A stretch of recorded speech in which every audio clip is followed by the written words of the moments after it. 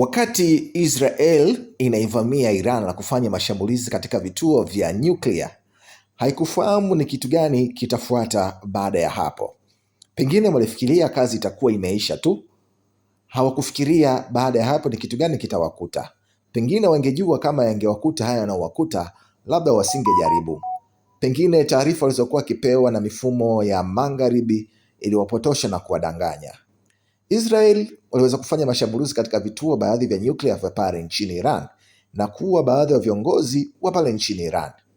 Baada ya hapo, Iran iliamua kufanya malipizi ya kisasi kwa ajili ya kulipiza kisasi kwa viongozi wake pamoja na mashambulizi iliyofanywa na taifa la Israel.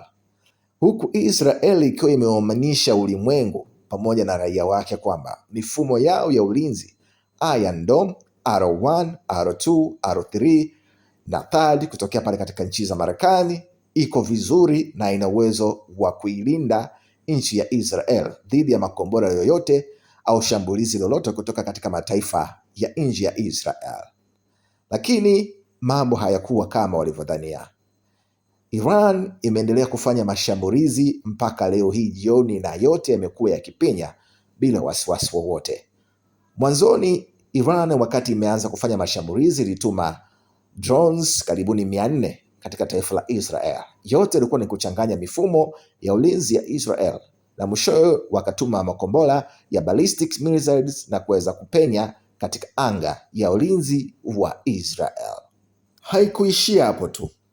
Kadri muda na siku zilivyozidi kwenda, ndipo mifumo ya ulinzi ya Israel ilizidi kukosa nguvu na kuonekana kufa kabisa, kushindwa kuintercept na kushindwa kuzuia makombora yaliyokuwa yanatoka katika taifa la Iran. Mwanzoni Iran walianza na makombora mengi wakiwa wanatuma pamoja na drones, lakini kadri siku zilivyokuwa zinazidi kwenda wakawa wanapunguza idadi kwa sababu mfumo wa Israeli wa anga ukawa unakosa nguvu. Hivi sasa Iran hawatumi makombora mengi, wanatuma machache tu, na yote yanapita katika anga la Israel. Popote wanapotaka kupalenga, basi makombora yao yanafika. Popote wanapotaka kupiga, basi wanapiga. Ndio maana Israel viongozi wao wamechanganyikiwa na wanahitaji msaada mkubwa sana wa haraka sana kutoka katika taifa la Marekani kuweza kuisaidia. Vinginevyo Israel itakwenda kugeuka na kuwa jangwa. Kelele ni nyingi sana kwa viongozi. Umesikia wakilalamika sana sasa hivi kuhusiana na Iran kwamba inaua raia, inafanya uharibifu mkubwa, lakini kwa upande wao wamesahau yale waliokuwa wakiyafanya Gaza, kuua raia na kuua watu wengi, halaiki kubwa ya watu wasiokuwa na hatia katika maeneo ya Gaza.